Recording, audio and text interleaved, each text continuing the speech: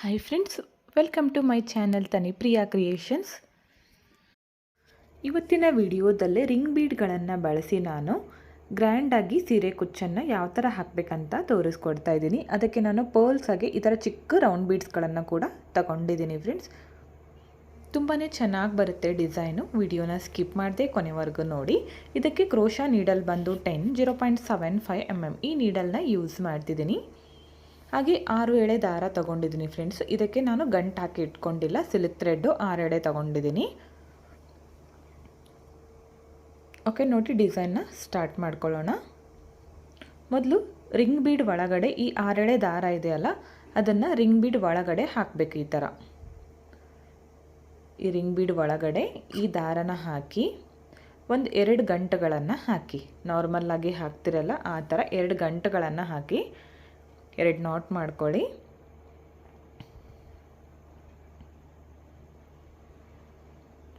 ಈ ಥರ 2 ನಾಟ್ ಹಾಕಿ ಈಗ ಬೆರಳಿಗೆ ಈ ಥರ ಥ್ರೆಡನ್ನು ಸುತ್ಕೋಬೇಕು. ಟೈಟಾಗಿ ಸುತ್ಕೊಂಡ್ರೆ ಡಿಸೈನ್ ನೀಟಾಗಿ ಬರುತ್ತೆ. ಈ ಗಂಟು ಕೆಳಗಡೆ ಹೋಲ್ ಕಾಣಿಸ್ತಿದೆಯಲ್ಲ ಸ್ವಲ್ಪ, ಅಲ್ಲಿ ಈ ಥರ ನೀಡಲ್ನ ಹಾಕಬೇಕು. ನೀಡಲ್ನ ಹಾಕಿ ಈ ದಾರನ ತಂದು ಲಾಕ್ ಮಾಡ್ಕೋಬೇಕು ಈ ಥರ. ಅದಾದಮೇಲೆ ಒಂದು ಚೈನು. ಇವಾಗ ಸೂಜಿ ಮೇಲೆ ಒಂದು ಸಲ ಥ್ರೆಡನ್ನು ಸುತ್ಕೊಳ್ಳಿ. ರಿಂಗ್ ಬೀಡ್ ಒಳಗಡೆ ನೀಡಲ್ನ ಹಾಕಬೇಕು. ಈ ಎಕ್ಸ್ಟ್ರಾ ಥ್ರೆಡ್ಡು ಹೀಗೆ ಬ್ಯಾಲೆನ್ಸ್ ಮಾಡ್ಕೊಳ್ಳಿ. ಈ ಥ್ರೆಡನ್ನು ತಂದು 2 ದಾರನ 1 ಮಾಡ್ತೀನಿ, ನೆಕ್ಸ್ಟ್ 2 ದಾರನ 1 ಮಾಡ್ತೀನಿ. ಒಂದು ಡಬಲ್ ಕ್ರೋಶೆ ಕಂಬ ಆಯಿತು. ಮತ್ತೆ ಸೂಜಿ ಮೇಲೆ ಒಂದು ಸಲ ಥ್ರೆಡನ್ನು ಸುತ್ಕೋತೀನಿ. ರಿಂಗ್ ಬೀಡ್ ಒಳಗಡೆ ನೀಡಲ್ನ ಹಾಕಿ ದಾರನ ತಂದು ಮತ್ತೆ ಒಂದು ಡಬಲ್ ಕ್ರೋಶೆ ಕಂಬನ ಮಾಡ್ಕೋತೀನಿ. ಒಂದು ಸ್ವಲ್ಪ ದೂರ ಹಾಕೋವರೆಗೂ ನೀವು ಈ ಎಕ್ಸ್ಟ್ರಾ ಥ್ರೆಡನ್ನು ಬ್ಯಾಲೆನ್ಸ್ ಮಾಡ್ತಾ ಹೋಗಬೇಕಾಗತ್ತೆ. ಮತ್ತೆ ಒಂದು ಡಬಲ್ ಕ್ರೋಶೆ ಕಂಬ. ಈ ಡಿಸೈನ್ಗೆ ಕಂಬಗಳನ್ನು ಮಾಡ್ಕೊಳ್ಳುವಾಗ ಕೌಂಟಿಂಗ್ ಇರಬೇಕು ಫ್ರೆಂಡ್ಸ್, ಹಾಗೆ ಹಾಕಬಾರ್ದು. ಯಾಕಂದರೆ ಬೀಡ್ಸ್ಗಳು ಕರೆಕ್ಟಾಗಿ ಬರಬೇಕು ಎಲ್ಲ ರಿಂಗ್ ಬೀಡ್ಗಳಿಗೆ. ಅಂದರೆ ನೀವು ಎಷ್ಟು ಕಂಬ ಹಾಕ್ತೀರಾ ಅಂತ ಕೌಂಟ್ ಮಾಡಿಕೊಂಡು ಹಾಕಬೇಕು. ಒಂದು ಸ್ವಲ್ಪ ದೂರ ಹಾಕಿದ ಮೇಲೆ ನಾನು ಆ ಎಕ್ಸ್ಟ್ರಾ ಥ್ರೆಡ್ ಇದೆಯಲ್ಲ ಅದನ್ನು ಕಟ್ ಮಾಡ್ಕೋತೀನಿ. ಹಾಗೆ ಡಬಲ್ ಕ್ರೋಶೆ ಕಂಬ ಕೂಡ ಸೈಜು ಸೇಮ್ ಇರಲಿ, ಒಂದೇ ಸಮವಾಗಿ ಮಾಡ್ಕೊಳ್ಳಿ ಕಂಬಗಳನ್ನು. ನೋಡಿ, ನಾನು ಒಂದಿಷ್ಟು ದೂರ ಮಾಡ್ಕೊಂಡ್ಮೇಲೆ ಈ ಎಕ್ಸ್ಟ್ರಾ ಥ್ರೆಡನ್ನು ನಾನು ಕಟ್ ಮಾಡ್ಕೋತೀನಿ. ಇದನ್ನು ಕಟ್ ಮಾಡ್ಕೊಂಡ್ಬಿಡಿ ಈ ಥರ. ಈಗ ಮತ್ತೆ ಕಂಟಿನ್ಯೂ ಮಾಡ್ಕೊಳ್ಳಿ ಡಬಲ್ ಕ್ರೋಶೆ ಕಂಬ. ನಾನು ಇದಕ್ಕೆ ಪೂರ್ತಿಯಾಗಿ ಹಾಕ್ತಾ ಇಲ್ಲ ಡಬಲ್ ಕ್ರೋಶೆ ಕಂಬನ, ನೀವು ಸ್ಕಿಪ್ ಮಾಡದೆ ನೋಡಿ, ನಿಮಗೆ ಗೊತ್ತಾಗುತ್ತೆ. ಪೂರ್ತಿಯಾಗಿ ಹಾಕಲ್ಲ ಡಬಲ್ ಕ್ರೋಶೆ ಕಂಬಗಳನ್ನು, ಒಂದಿಷ್ಟೇ ಹಾಕ್ತೀನಿ.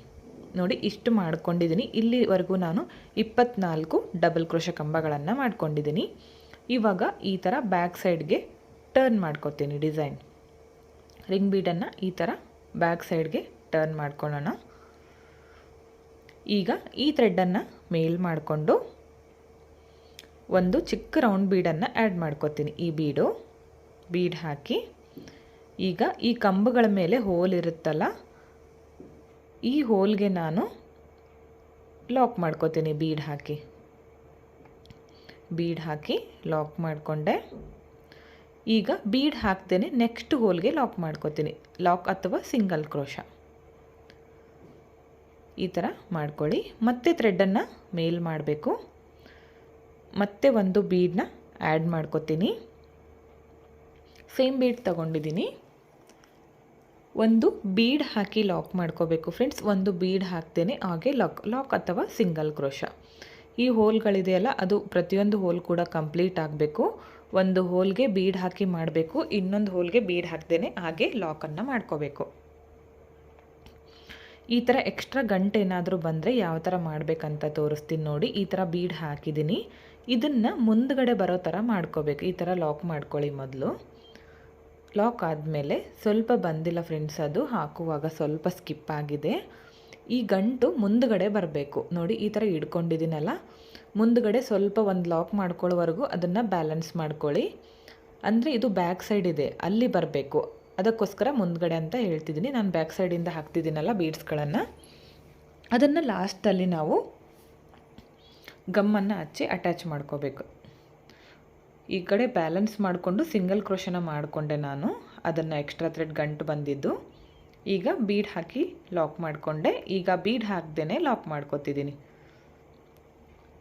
ನೋಡಿ ಇಲ್ಲಿ ಕಾಣಿಸ್ತಿದೆಯಲ್ಲ, ಇದನ್ನು ಗಮ್ ಹಚ್ಚಿ ಅಟ್ಯಾಚ್ ಮಾಡ್ಕೊಂಡು ಬಿಡಬೇಕು. ಯಾವಾಗಲೂ ಅಷ್ಟೇ ಬ್ಯಾಕ್ ಸೈಡಲ್ಲಿ ಬರಬೇಕು. ಈ ಗಂಟು ಥ್ರೆಡ್ ಏನಾದರೂ ಖಾಲಿ ಆದಾಗ ನೀವು ಗಂಟು ಹಾಕ್ಕೊಂಡ್ರೆ ಅದು ಬ್ಯಾಕ್ ಸೈಡಲ್ಲಿ ಬರೋ ಥರ ನೀವು ಮಾಡ್ಕೊಳ್ಬೋದು. ಅದು ಗಮ್ಮನ್ನು ಹಚ್ಚಿದ್ರೆ ಕಾಣಿಸೋದಿಲ್ಲ, ಬ್ಯಾಕ್ ಸೈಡ್ಗೆ ಹೋಗಿಬಿಡುತ್ತೆ. ಮತ್ತೆ ಬೀಡ್ ಹಾಕ್ತೀನಿ. ನೆಕ್ಸ್ಟ್ ಹೋಲ್ಗೆ ಲಾಕ್ ಮಾಡ್ಕೊತೀನಿ. ಈಗ ಬೀಡ್ ಹಾಕ್ದೇ ಸಿಂಗಲ್ ಕ್ರೋಶ ಅಥವಾ ಲಾಕ್ ಎರಡು ಒಂದೇ. ಈಗ ಪೂರ್ತಿ ಅದು ಕಂಪ್ಲೀಟ್ ನಾವು ಎಲ್ಲಿವರೆಗೂ ಹಾಕ್ಕೊಂಡಿದ್ದೀವೋ ಅಲ್ಲಿವರೆಗೂ ಮಾಡ್ಕೋಬೇಕು. ನಾನು ಬೀಡಿಂದ ಸ್ಟಾರ್ಟ್ ಮಾಡ್ಕೊಂಡಿದ್ನಲ್ಲ, ಬೀಡಿಂದನೇ ಎಂಡ್ ಮಾಡ್ಕೋತೀನಿ. ಸ್ಟಾರ್ಟಿಂಗಲ್ಲಿ 2 ಚೈನ್ ಹಾಕ್ಕೊಂಡಿದ್ನಲ್ಲ, ಆ ಗ್ಯಾಪಲ್ಲಿ ನಾನು ಲಾಕ್ ಮಾಡ್ಕೋತಿದ್ದೀನಿ ನೋಡಿ. ಇವಾಗ ಮತ್ತೆ ನೋಡಿ, ಇವಾಗ ಫ್ರಂಟ್ ಸೈಡ್ಗೆ ಟರ್ನ್ ಮಾಡ್ಕೋಬೇಕು. ಸೀದಾ ಕಡೆಗೆ ಟರ್ನ್ ಮಾಡಿಕೊಂಡು 3 ಚೈನ್ ಹಾಕ್ಕೋತೀನಿ. ಇಲ್ಲಿಂದ 3 ಚೈನ್ ಹಾಕ್ತೀನಿ. ಬ್ಯಾಕ್ ಸೈಡಲ್ಲಿ ನಾನು ಒಂದು ಸಿಂಗಲ್ ಕ್ರೋಶ ಹಾಗೆ ಮಾಡ್ಕೊಂಡಿರ್ತೀನಲ್ಲ, ಆ ಗ್ಯಾಪಲ್ಲಿ ಲಾಕ್ನ ಮಾಡ್ಕೋತೀನಿ. ಅಂದರೆ ಒಂದು ಬೀಡ್ ಹಾಕಿ ಲಾಕ್ ಮಾಡ್ಕೊಂಡಿರ್ತೀವಿ, ಒಂದು ಬೀಡ್ ಹಾಕ್ತೇನೆ ಲಾಕ್ ಮಾಡ್ಕೊಂಡಿರ್ತೀವಲ್ಲ, ಅಲ್ಲಿ ಲಾಕನ್ನು ಮಾಡ್ಕೋಬೇಕು. ಸಿಂಗಲ್ ಕ್ರೋಶ ಇರೋ ಕಡೆ ಲಾಕ್ ಮಾಡ್ಕೋಬೇಕು. 3 ಚೈನ್ ಹಾಕಬೇಕು, ಆ ಗ್ಯಾಪಲ್ಲಿ ಲಾಕನ್ನು ಮಾಡ್ಕೋಬೇಕು. ಅರ್ಥ ಆಗಿದೆ ಅನ್ಕೋತೀನಿ. ನೋಡಿ ಈ ಥರ ಲಾಕ್ ಮಾಡ್ಕೊಳ್ಳಿ.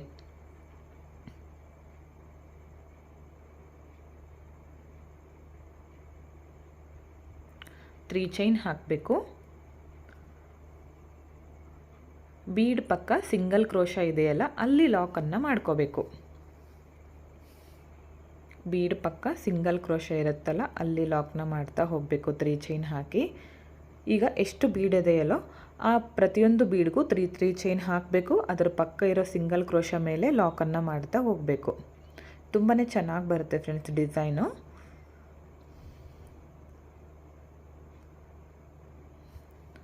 ಹಾಗೆ ಸೀರೆಗೂ ಕೂಡ ತುಂಬಾ ಗ್ರ್ಯಾಂಡಾಗಿ ಕಾಣಿಸುತ್ತೆ. 3 ಚೈನ್ ಹಾಕಿ ಬೀಡ್ ಪಕ್ಕ ಸಿಂಗಲ್ ಕ್ರೋಶ ಮೇಲೆ ಲಾಕ್ ಮಾಡ್ತಾ ಬನ್ನಿ. ಪೂರ್ತಿಯಾಗಿ ಮಾಡ್ಕೋತೀನಿ. ಟೋಟಲ್ ಇಲ್ಲಿ 24 ನಾನು ಕಂಬಗಳನ್ನು ಮಾಡಿಕೊಂಡಿದ್ದೆ. ಈಗ ಲಾಸ್ಟಲ್ಲಿ ಲಾಕ್ ಮಾಡ್ಕೋತಿದ್ದೀನಿ ನೋಡಿ 3 ಚೈನ್ ಹಾಕಿ. ಇಲ್ಲಿಗೆ ಎಂಡ್ ಮಾಡ್ಕೋತೀನಿ. ಇವಾಗ ಎಂಡ್ ಮಾಡಿಕೊಂಡು 2 ಚೈನ್ ಹಾಕಿ ಥ್ರೆಡ್ಡನ್ನು ಕಟ್ ಮಾಡ್ಕೋತೀನಿ. ನೋಡಿ ಈ ಥರ ಬಂದಿದೆ. ತುಂಬಾ ಚೆನ್ನಾಗಿ ಬರುತ್ತೆ ಫ್ರೆಂಡ್ಸ್ ಡಿಸೈನ್ ಕೂಡ.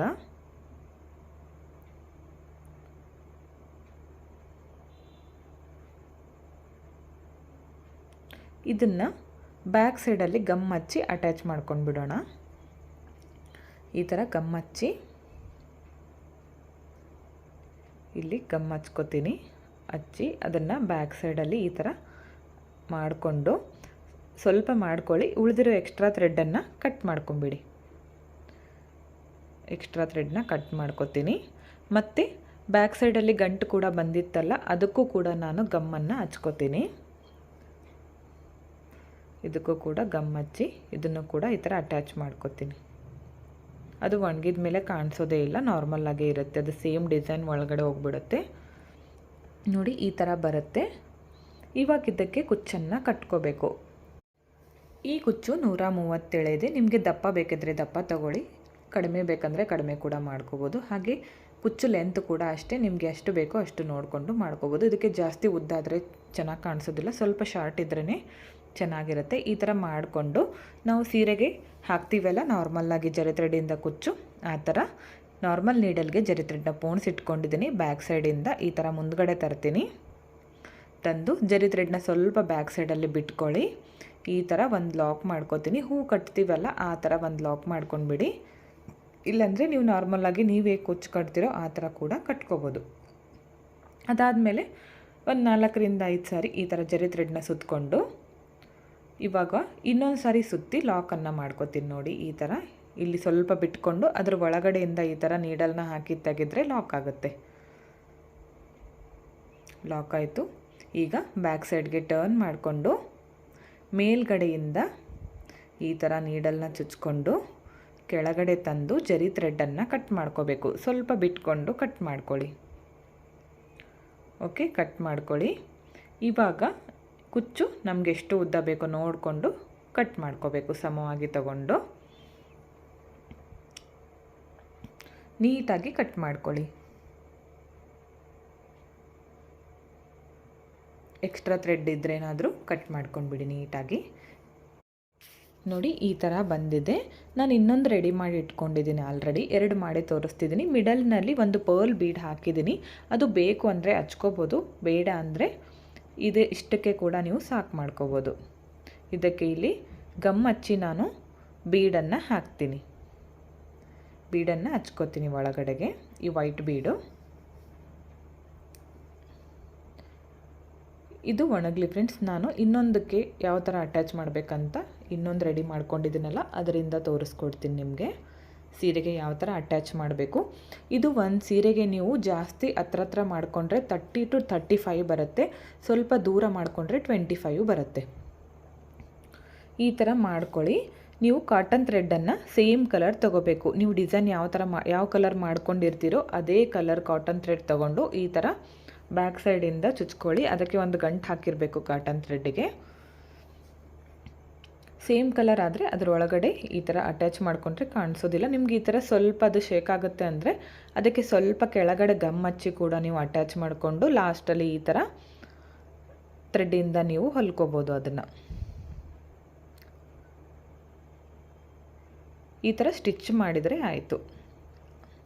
ಇದನ್ನು ಸ್ಟಾರ್ಟಿಂಗಲ್ಲಿ ಮಾಡ್ಕೋಬೇಕು ಮೊದಲು ಒಂದು. ಅದಾದಮೇಲೆ ನಿಮಗೆ ಒಂದಕ್ಕೆ ಒಂದು ಗ್ಯಾಪ್ ಎಷ್ಟು ಬೇಕೋ ಡಿಸ್ಟೆನ್ಸು ನೋಡಿಕೊಂಡು ನೀವು ಟೇಪಿಂದ ಮಾರ್ಕ್ ಮಾಡ್ಕೊಳ್ಳಿ.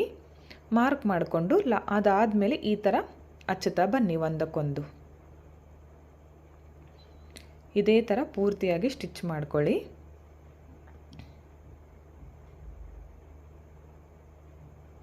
ಈ ಥರ ಸ್ಟಿಚ್ ಮಾಡ್ತಾ ಬರಬೇಕು.